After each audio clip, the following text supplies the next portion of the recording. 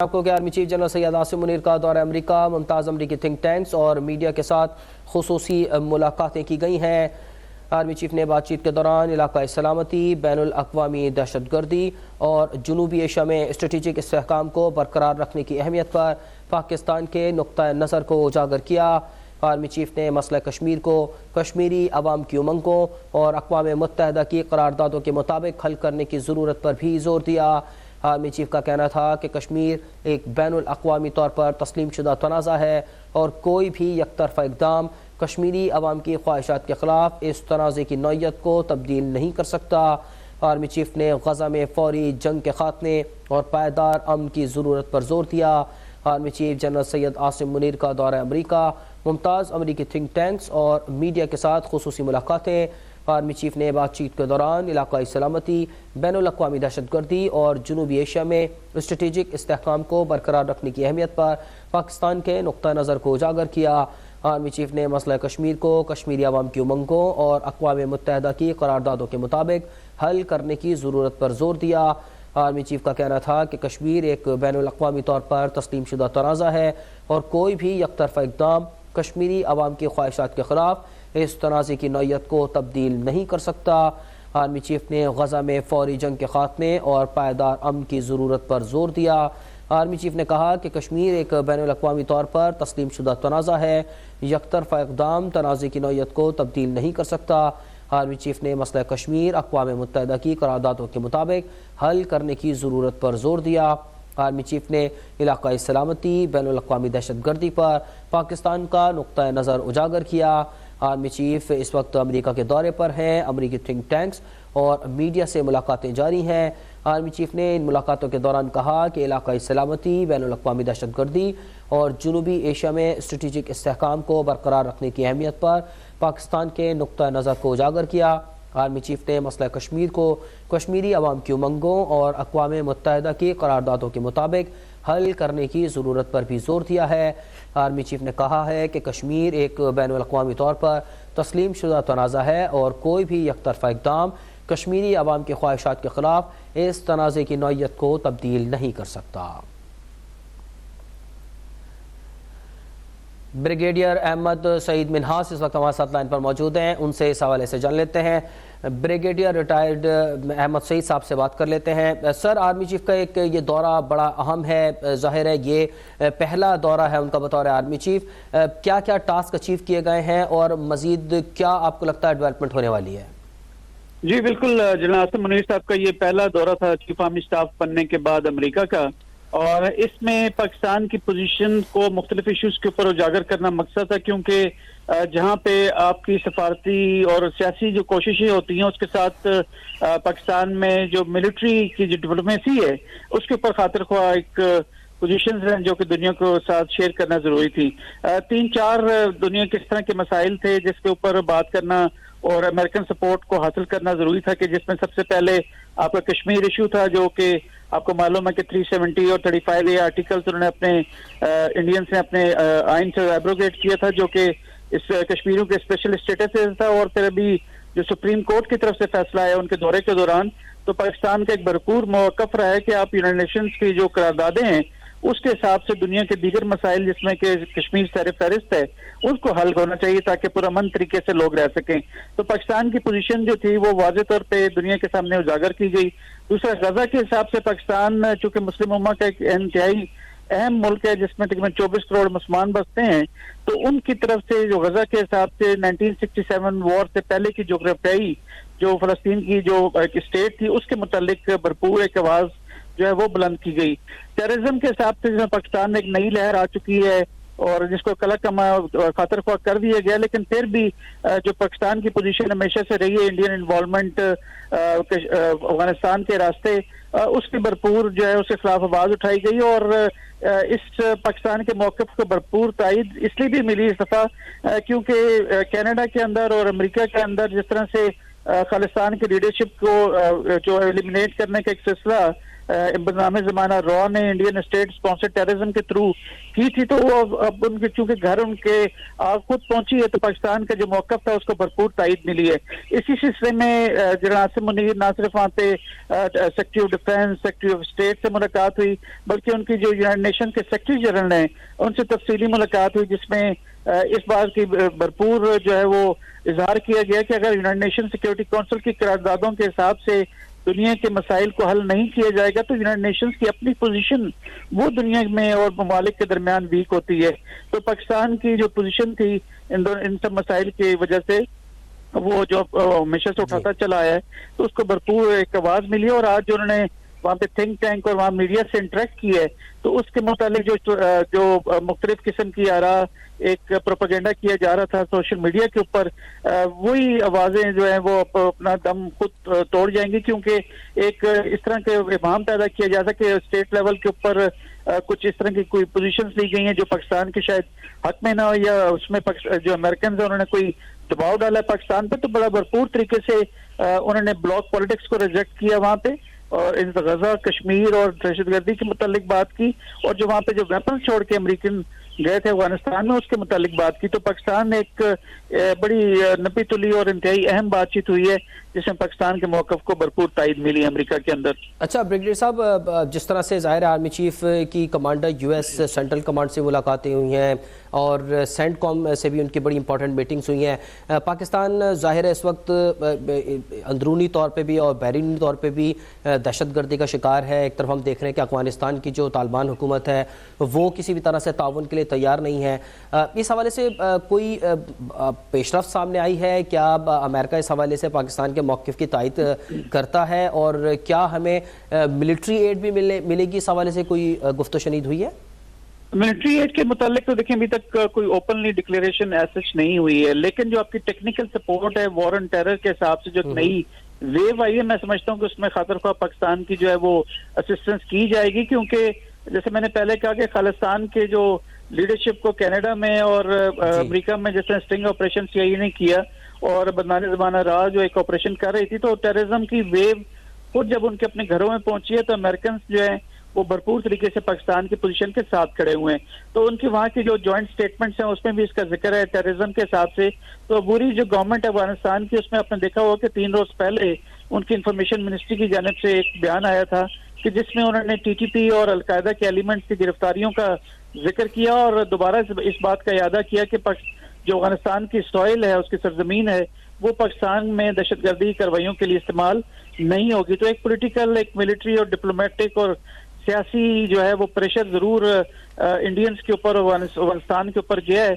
और मैं समझता हूँ कि आइंदा आने वाले दिनों में जितने इंटेलिजेंस बेस्ड ऑपरेशंस जो होंगे उसमें टेक्निकल असिस्टेंस जो है वो अमेरिकन की जानिब से सेंटकॉम के प्लेटफॉर्म से पाकिस्तान को जरूर मिलेगी, जिसमें इंटेलिजेंस शेयरिंग के मुतालिक बातचीत होगी। और पाकिस्तान जो अगर कोई फिजिकल ऐसे एलिमेंट्स को एलिमिनेट करता है cross the border hot pursuit के ऑपरेशंस के थ्रू, तो उसमें भी पाकिस्तान की जो है एक मिलिट्री और सफारती लेवल पे एक सपोर्ट मिलेगी। लेकिन पाकिस्तान एक जिम्मेदार मुल्क है, वो पहले प्रॉपर तरीके से, भरपूर तरीके से अमन को मौका देगा, और अगर फिर भी इस तरह की कार्रवाइयां अफगानिस्तान की जानिब से जारी रही तो पाकिस्तान यूनाइटेड नेशंस के चार्टर के हिसाब से भरपूर हक महफूज रखता है कि पाकिस्तान यूनाइटेड नेशन के चार्टर के हिसाब से भरपूर हक रखता है।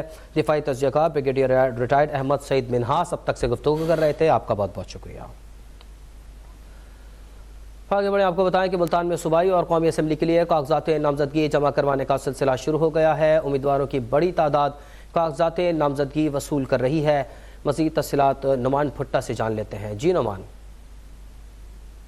की तरह मुल्तान में भी इंतखाबात के हवाले से तैयारियां ज़ोर शोर से जारी हैं और इंतखाबी तैयारियों के हवाले से जोश खरोश अरूज पर है। और इलेक्शन कमीशन की जानिब से जारी करदा शेड्यूल के मुताबिक आज से उम्मीदवार अपने कागजात नामजदगी जमा करवा सकते हैं। ताहम अभी तक उम्मीदवारों की बड़ी तादाद अपने कागजात नामजदगी वसूल कर रही है जमा करवाने के लिए, और कागजात नामजदगी जमा करवाने का ये सिलसिला 22 दिसंबर तक जारी रहेगा। उसके बाद 24 से 30 दिसंबर नवंबर तक उम्मीदवारों के कागजात की जांच पड़ताल की जाएगी और 13 जनवरी को उम्मीदवारों को इंतखाबी निशान अलाट किए जाएंगे। इंतखाबी अमल के हवाले से रिटर्निंग अफसरान को तैनात किया गया है और मुल्तान के 18 कौमी व सूबाई हलकों के रिटर्निंग अफसरान से हल्फ ले लिया गया है और रिटर्निंग अफसरान के पास उम्मीदवारों की बड़ी तादाद पहुंची है और उम्मीदवारों की जानिब से कागजात वसूल किए जा रहे हैं। ताहाल जमा करवाने का कागजात नामजदगी जमा करवाने का अमल सुस्त रवि का शिकार है। ताहम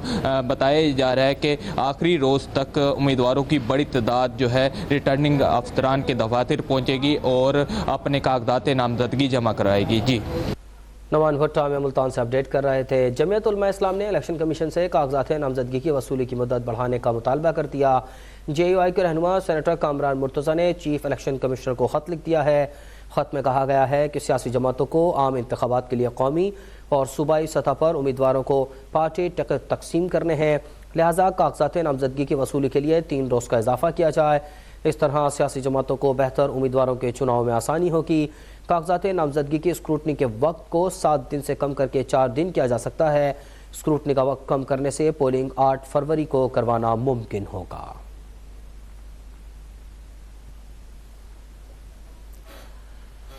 पाकिस्तान मुस्लिम लीग नून का कायद नवाज शरीफ और पार्टी सदर शहबाज शरीफ की ज़ेर सदारत पार्लिमानी बोर्ड का इजलास जारी है। पार्टी तर्जुमान मरियम औरंगजेब के मुताबिक पार्लिमानी बोर्ड आज वफाकी दारुल हुकूमत इस्लामाबाद और मखसूस नशस्तों पर मौजू उम्मीदवारों का इंतखाब कर रहा है। कौमी और सूबाई असम्बलियों की मखसूस नशस्तों पर आज ख़वातीन अरकान के नामों पर गौर होगा। मुल्क भर से 400 से ज़ायद ख़वातीन ने कौमी और सूबाई असम्बलियों की मखसूस नशस्तों पर दरख्वास्तें जमा करवाई हैं। किसी भी जमात में ख़वातीन की नुमाइंदगी के हवाले से ये सबसे बड़ी तादाद है। इलेक्शन कमीशन ऑफ पाकिस्तान की जानिब से आम इंतखाबात के लिए हल्का बंदियों की फहरिस्त जारी कर दी गई है। लिस्ट के तहत सांगड़ ज़िले को 1 कौमी और 1 सूबाई नशिस्त से महरूम कर दिया गया है। मज़ीद तफसीलात जानते हैं नुमाइंदा अब तक सांगड़ मुनव्वर शाहीन से। मुनव्वर, क्या मालूमात है आपके पास? अजी बिल्कुल, जनरल इलेक्शन 2024 की बात की जाए तो इलेक्शन कमीशन की जानिब से हल्का बंदियों की जो फहरिस्त है वो जारी कर दी गई है, जिसमें सांगड़ जिले को 1 कौमी और 1 सूबाई नशिस्त से महरूम कर दिया गया है। जबकि इससे कबल इलेक्शन कमीशन की जानिब से सांगड़ में 3 कौमी नशिस्त और 6 सूबाई नशिस्त शामिल थी। और इसके साथ साथ मैं ये भी बताता चलूँ कि साबका इलेक्शन 2018 की अगर बात की जाए तो पीपल्स पार्टी ने 3 कौमी नशिस्तों पर क्लीन स्वीप किया था, जबकि 6 सूबाई असम्बली की नशिस्तों पर 3 अपने नाम की थी। और जबकि GDA को सिर्फ 3 सूबाई नशिस्त मिली थी। जनरल इलेक्शन 2024 में GDA और पीपल्स पार्टी के दरमियान कांटेदार मुकाबला जो है वो मुतवक्के है, जबकि एंड टाइम पर PTI और नून लीग ने भी इस इलेक्शन में एंट्री मार ली है। अब देखना यह है कि 2024 के जो इलेक्शन है उसका जीत का सेहरा किसके सर सजेगा। जी, मुनव्वर शाहीन हमें सांगड़ से अपडेट कर रहे थे। उधर आलमी बैंक ने पाकिस्तान के लिए $35 करोड़ कर्ज की मंजूरी दे दी है। रकम राइज 2 प्रोग्राम के तहत मंजूर की गई है।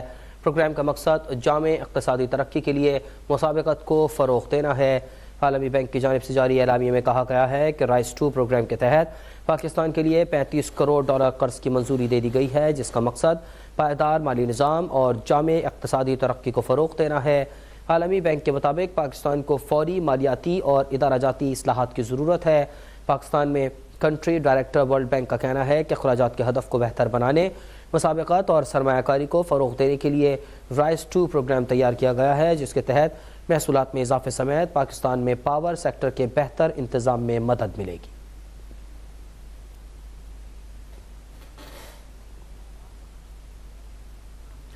पाकिस्तान स्टॉक एक्सचेंज में कारोबारी हफ्ते के तीसरे रोज़ 100 इंडेक्स में तेज़ी का रुझान है। 100 इंडेक्स 63,000 की हद अबूर कर गया। ओपन मार्केट में डॉलर 284 रुपये 25 पैसे पर ट्रेड हो रहा है। पाकिस्तान स्टॉक एक्सचेंज में कारोबारी हफ्ते का तीसरा रोज़ 100 इंडेक्स में तेज़ी का रुझान। 100 इंडेक्स 63,000 की हद अबूर कर गया। कामरान चौहान से मज़ीद जान लेते हैं। कामरान, अपडेट कीजिएगा।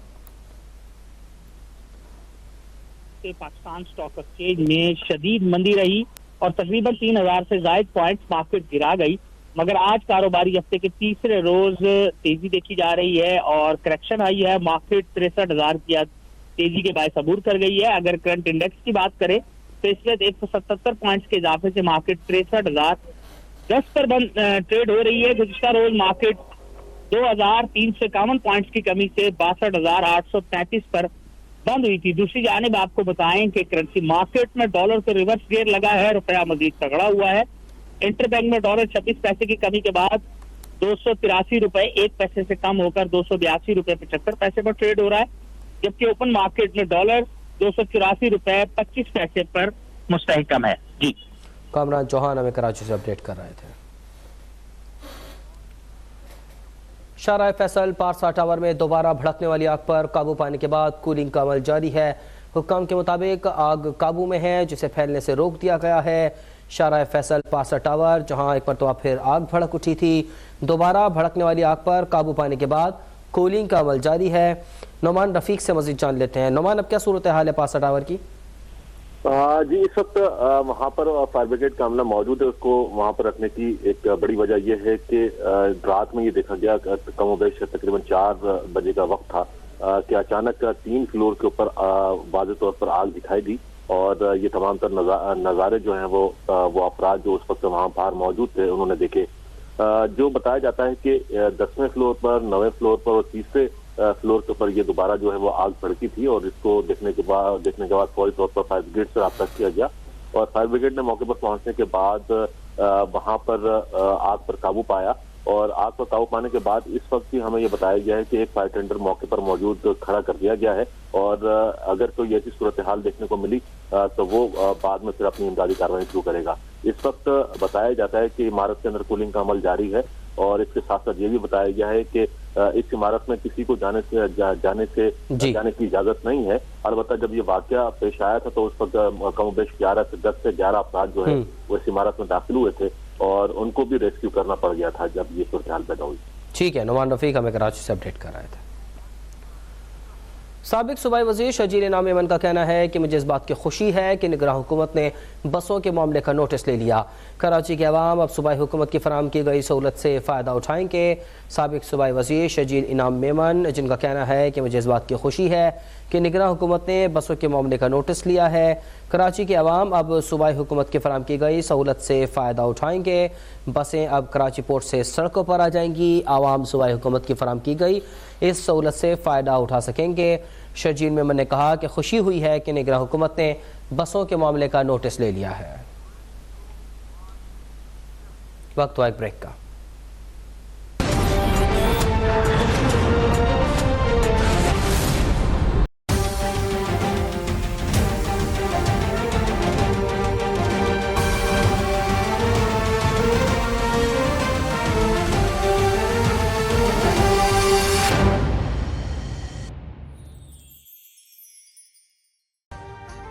अभी सब्सक्राइब करें ताकि कोई खबर रह न जाए।